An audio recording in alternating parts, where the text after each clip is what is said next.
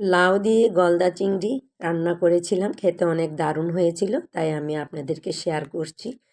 লাউটা ধুয়ে চিলে টুকরো করে নিয়েছি, পেঁয়াজ কুচি, টমেটো কুচি, গলদা চিংড়ি সব কিছু নিয়ে আমি উনুনে চলে আসলাম। গলদা চিংড়ি সামান্য লবণ হলুদ দিয়ে লাল লাল করে ভেজে নিয়েছি। 2 টেবিল চামচ সরিষার তেল দিয়ে পেঁয়াজ কুচি, টমেটো কুচি কষিয়ে হলুদের গুঁড়া, লাল মরিচের গুঁড়া, আদা বাটা, রসুন বাটা, পরিমাণ মতো লবণ, জিরে গুঁড়া দিয়ে একটু কষিয়ে নিয়ে লাউটা দিয়ে আমি 2 মিনিট এভাবে রান্না করলাম। এখানে আমি কোনো পানি ব্যবহার করিনি। দেখুন অনেকটা পানিও বের হয়েছে। এবার আমি গলদা চিংড়ি ধনেপাতা কুচি দিয়ে কিছুক্ষণ রান্না করে নিলাম। পরবর্তীতে আমি আপনাদেরকে সার্ভ করে দেখাচ্ছি।